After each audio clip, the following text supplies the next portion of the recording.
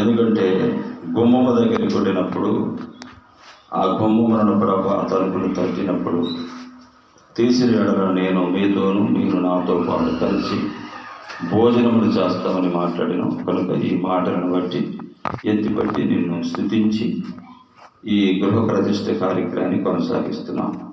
ఇటు మాటలు దీవించును గాక. ఆమేన్. ఆమేన్.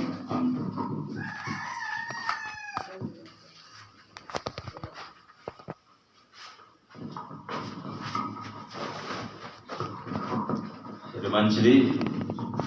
మరి మొదటిగా ఈ నూతనమైనటువంటి గృహాన్ని మనం కట్ చేస్తూ రుబ్బని కటింగ్తో మనం కట్ చేస్తున్నాం. తండ్రి యొక్కయు కుమారుని యొక్కయు నామములో ఈ ఇంటికి మనం రుబ్బని కట్ చేస్తున్నాం. ఆమె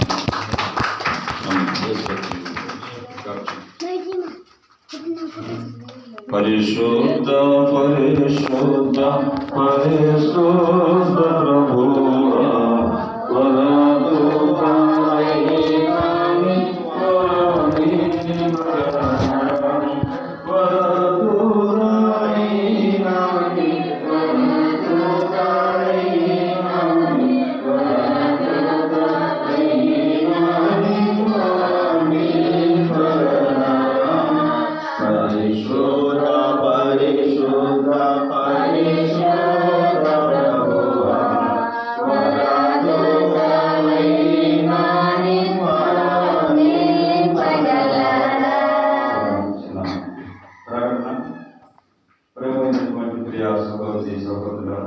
నూతనమైనటువంటి గృహంలో, ఎందుకంటే మొదటిగా దేవుడు ఇచ్చినటువంటి ఈ గృహమని మనం చెప్పాలి.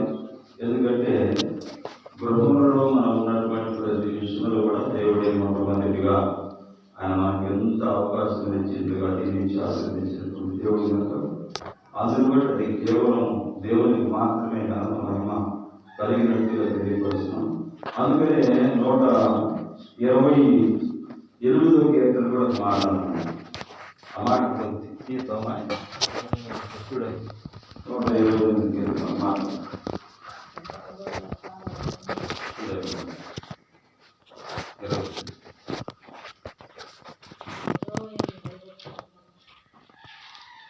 యెహోవా యందు భయభక్తి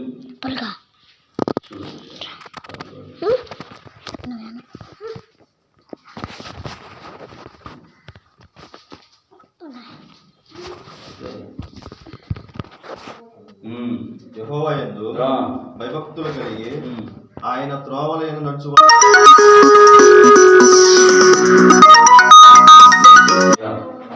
ఏదంట, యెహోవా యందు భయభక్తులు కలిగి తన త్రోవలు నడుచువాడు మీరు నిత్యముగా నీవు నీ కష్టాలను అనుభవించి మరి నీవు నీ కుటుంబాన్ని చక్కగా మరి దీవించి ఆశీర్వదించి వర్ధిల్లింప చేసినటువంటి రీతిగా ఈ గృహ ప్రతిష్ఠ కార్యక్రమాన్ని మనం కొనసాగిస్తూ ఈ రూపని కట్టు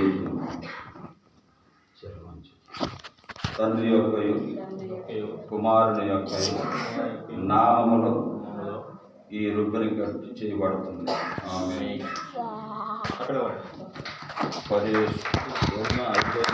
పరిశుద్ధ పరిశుద్ధ పరిశుద్ధ ప్రభువా